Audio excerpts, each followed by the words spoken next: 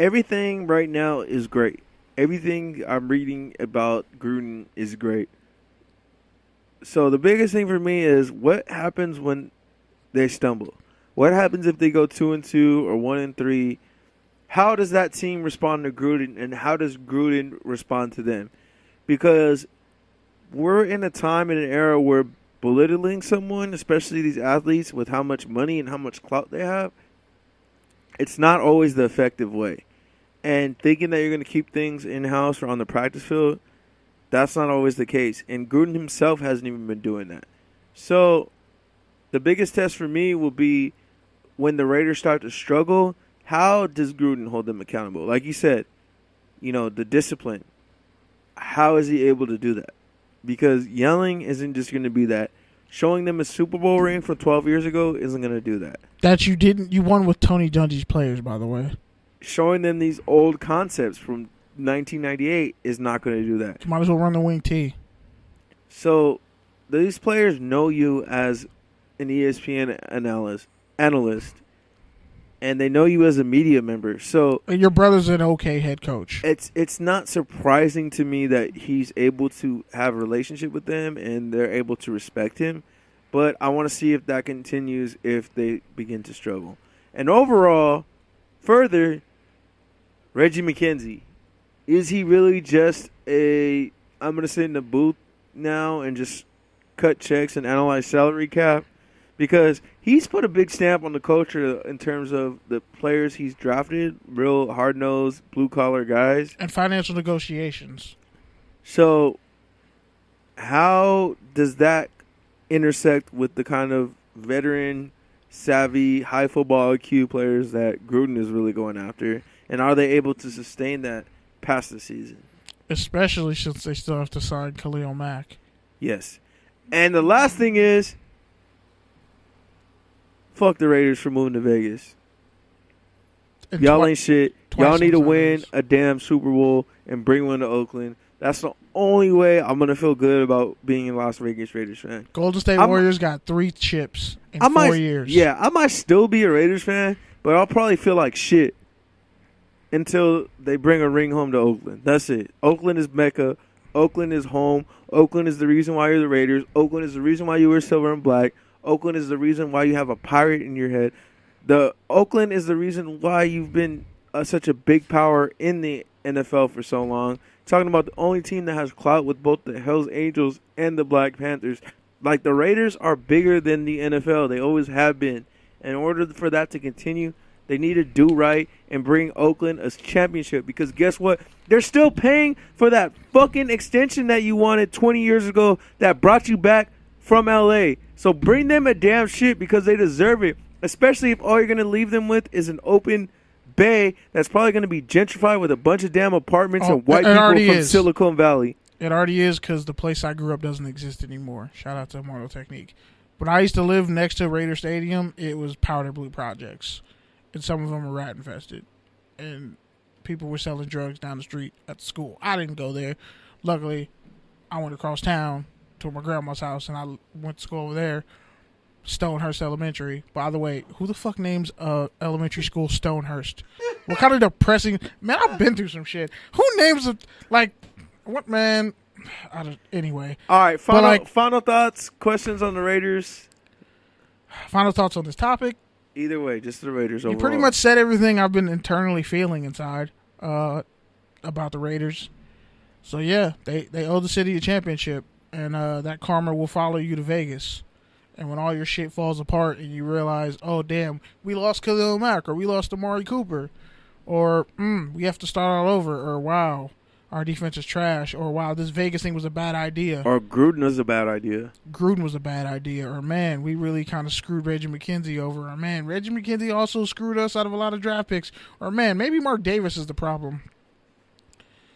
Then you realize, we turned our back on everything that the Raiders used to stand for, to clout chase. Congratulations, Raiders. You're clout chasing. Make the Raiders great again. And you failed. All right, man. So I'm a Rams fan now. Fuck it. What? You know what? Yeah, I'm gonna do what everybody else does. I'm a Rams fan and a Raiders fan until further notice.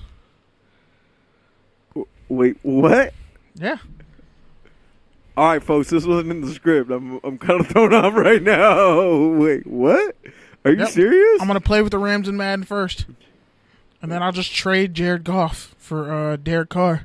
Wow. And Marshawn Lynch. Breaking news: KB is a Rams fan. This happened right now on the Touchdowns and Tangents podcast / broadcast. I'm still a Raiders fan, but I'm also a Rams fan too.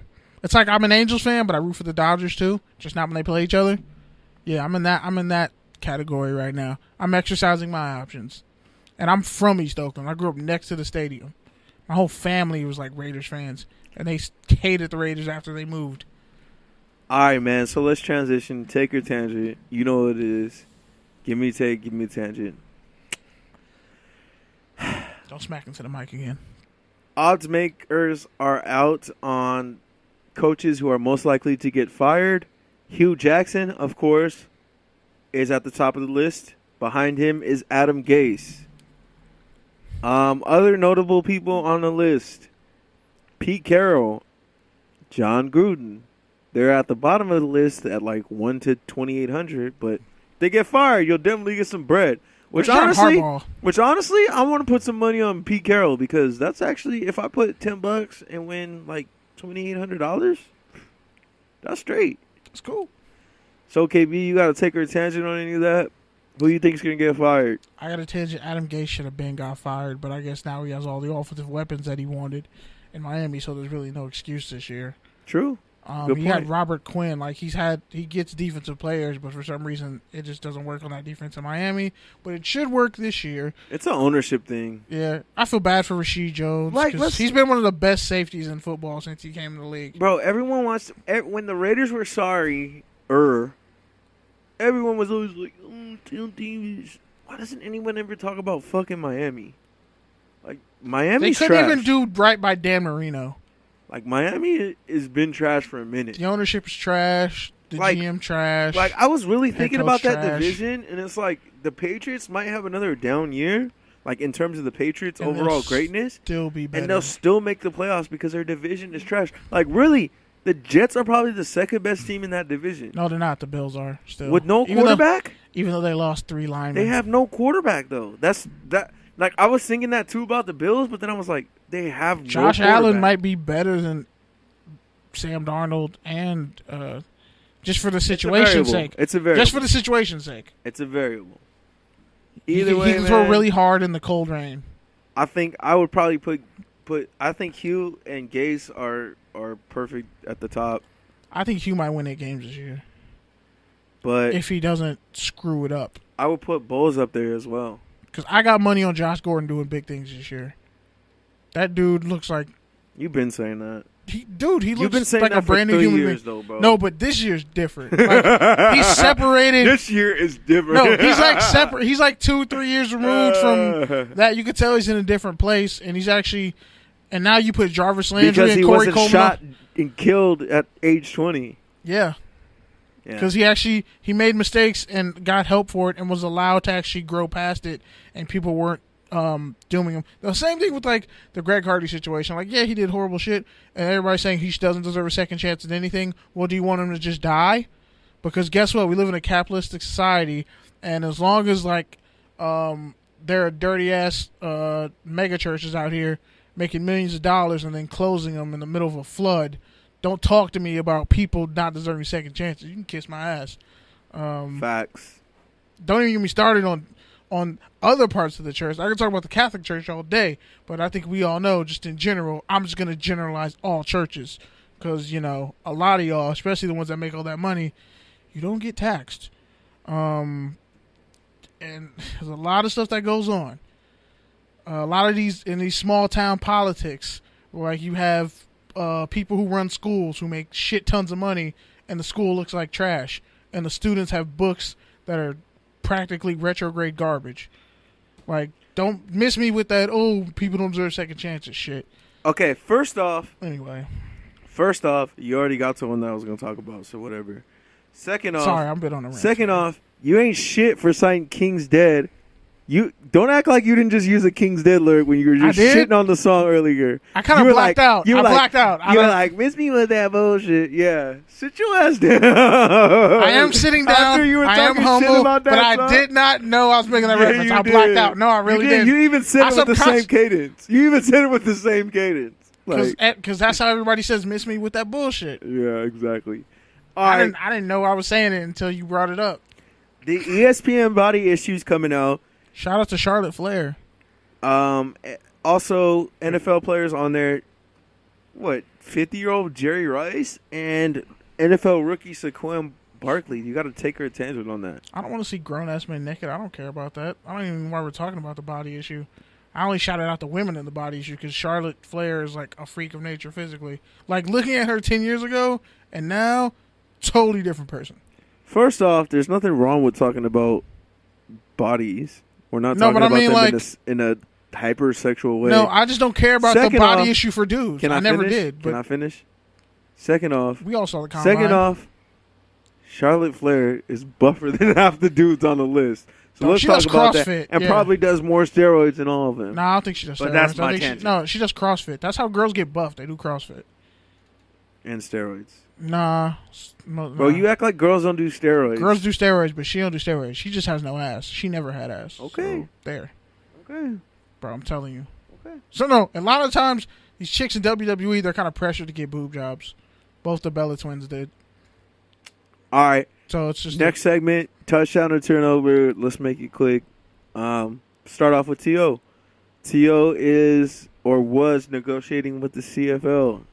Is that a touchdown or a turnover for T.O.?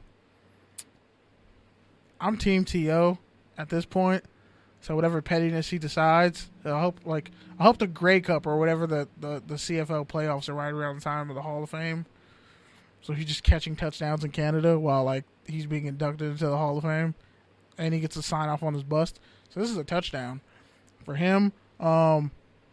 It's a touchdown because he still runs the 4.4, like you said earlier. And he came out of college running like a 4.6, but it just goes to show you can train to get fast, and his play speed really was a 4.4. It didn't look like he was running a 4.4 in that video, but I believe him because he's T.O.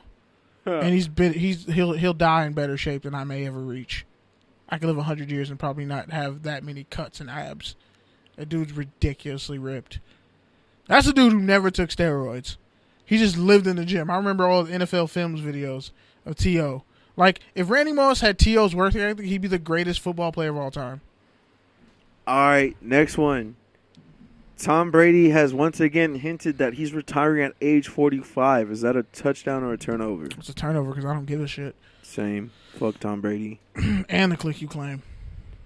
Yeah, I'm over it. I don't care that he can say it in Spanish either. And by the way, yeah, he said it wrong in Portuguese too, but whatever. Who cares?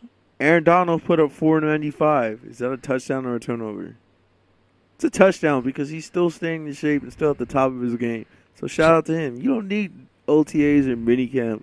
You're a grown-ass man and a professional. Just work out. He's a freak of he is a freak of nature human being because he could literally play defensive end and D-tackle and nose tackle and be great.